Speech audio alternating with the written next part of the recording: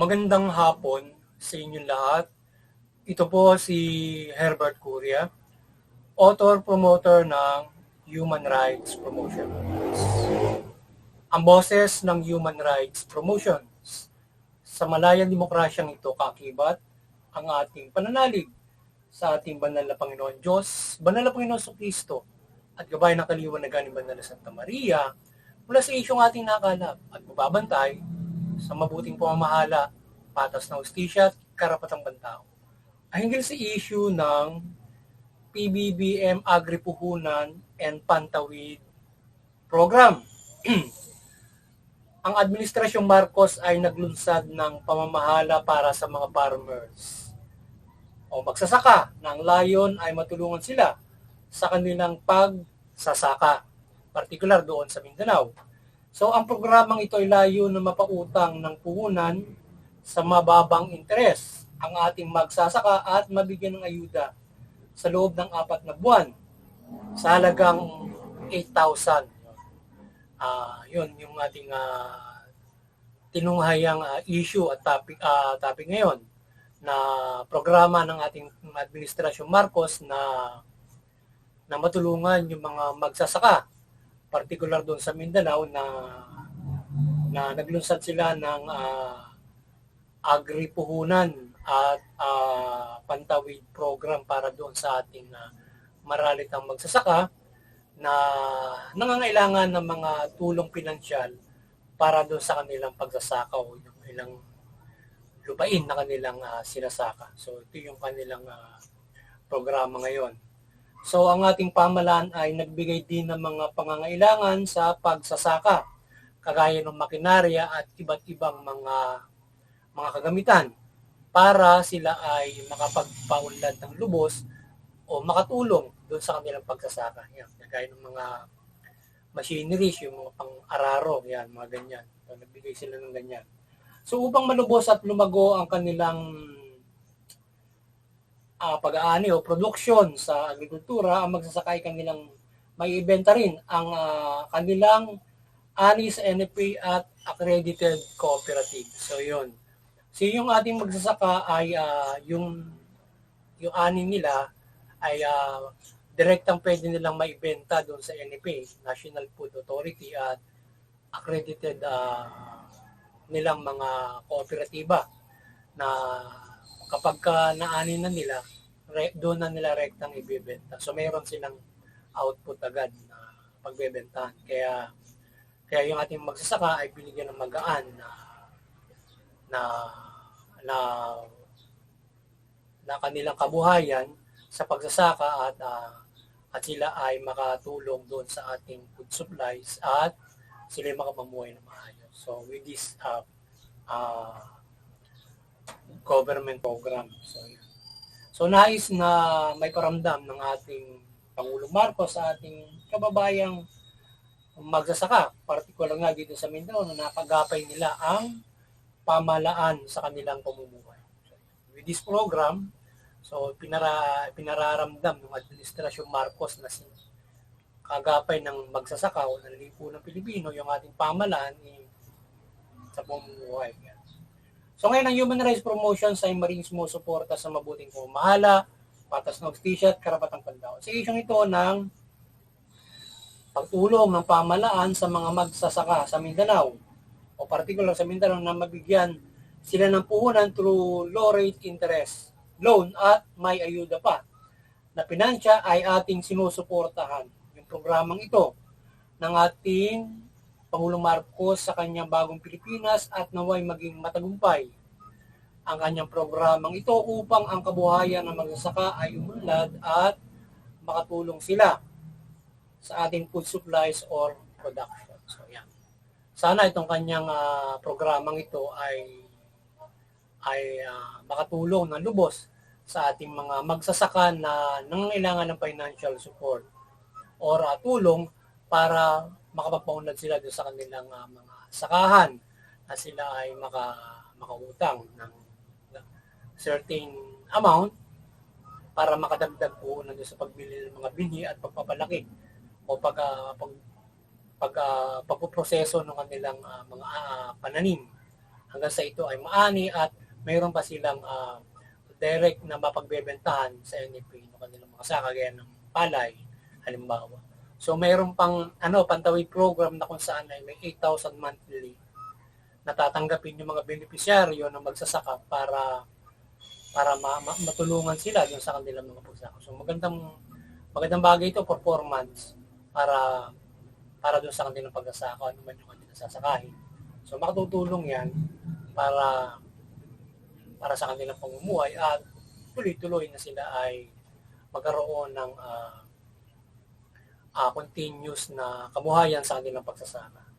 Kaya sana pagbutihin ng ating magsasaka itong ganitong programa para sila ay makapag-impok at patuloy na makapabuhay. So sila ay kaya pag-usayan nila na sila ay kapag nakapagbenta na sila ng kanilang mga produkto, so sila ay maglaan ng para doon sa kanilang mga susunod na pagtatanim at production. Yan. Kung halimbawa ilang beses mong matataniman ng kanilang mga pananim yung kanilang mga lupain at ito ay makapagbigay sa kanila ng magandang pamumuhay.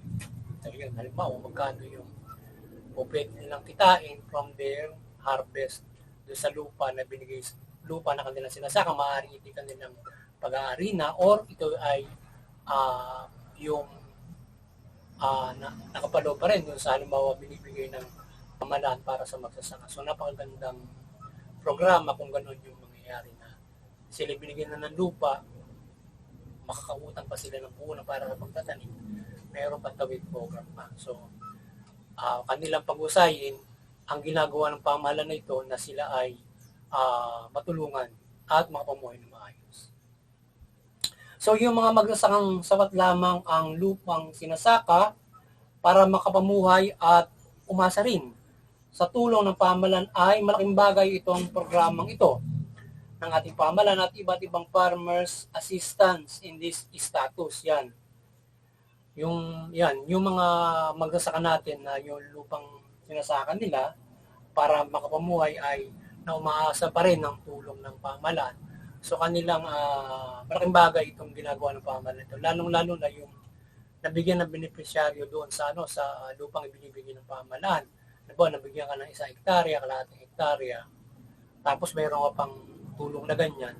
So malaking bagay yan para ma-enhance, para mapag-ibayo mo yung lupang sinasaka. Ang kinakailangan na lamang ay yung iyong sipag, tiyaga sa pagtatanim at yun yung inyong skills diyan. Pag-ibayuhin nyo yung inyong skills diyan sa inyong pagsasaka na yan. At sana yung ating pamahalaan ay makapaglunsad pa rin ng iba yung pagtuturo sa mga magsasaka kung paano nila pag-ibayuhin yung produksyon nila. Nagbibigay sila ng seminar doon sa ating mga magsasaka para kung paano nila mapag-ibayo yung pagtatanim ng palay, paano sila makapag-produce ng halimbawa ng kanilang mga seeds, yung mga ganyang mga bagay, para sila matulungan kung paano nila ito makapagpapalago ng produksyon. So sana yung ating pamahalaan maglunsan din ng gano'n. Hindi lamang tulong pinansyal at saka ng ayuda o pagbibigay ng makina, kundi pati na rin kung paano nila mapag-ibayo yung kanilang kaalaman sa pagsasaka. So dapat turuan nila ng lubos. Hindi yung experience lang nila na lumakas sila sa pagsasaka, yun lang yung alam nila. So dapat ay gawin nilang magkaroon ng formal na pagtuturo na parang yung mga seminars na yan, malaking bagay yun para makadagdag sa kaalaman nila sa kanilang pagsasaka na marunong sila magtanim, magpalaking yaan, mas lalong mapag-iba yung matuturuan lalo sila ng ating pamahalaan ng Department of Agriculture. Sana maglunsad sila ng ganon all over the Philippines to help our farmers para doon sa kanilang pagsasaka, doon sa kanilang lupa. At maging doon sa mga manggagawang magsasaka ay matulungan sila kung paano sila magiging mahusay sa kanilang pagsasaka. So naway tingnan din ng ating administrasyon, Marcos, ang manggagawang bukid na nagtatrabaho para sa mga sakahan. Malaki o maliit na iba't iba ang farm productions ay dapat mabigyan ng sapat na kita o minimum wage, kagaya ng mga manggagawang industriya o iba't ibang industriya. ito mga walang lupa na magsasaka na trabaho o manggagawang bukid and others agricultural works na maasa sa paggawa ay dapat mabigyan din ng mahusay na kita at maaaring ayuda din. So ito yung ating boses din na sana ay yung manggagawang bukid ay mabigyan ng sapat din na kita. Dapat may patupad ng lubos yung minimum wage para doon sa mga manggagawang bukid na maliit man o malaki yung kanilang pinagtatrabahuhan na pagsasaka ay mabigyan sila ng sapat na kita. Halimbawa, lalo yung malalaki, halimbawa, production ng halimbawa isang kumpanya ng pinya, kumpanya ng gano'n na dapat, particular, maraming mga lupain sa atin na mayroong daang hektarya na nagpo-produce ng gano'n, halimbawa, para marami silang magsasaka roon na may minimum sana pag-ibayuhin at may patupad ng lubos yung ganung klase ng minimum wage or dapat na pasahod. Kasi maaari yung iba ay hindi sapat doon sa mga magsasaka na ibinibigay na pasahod.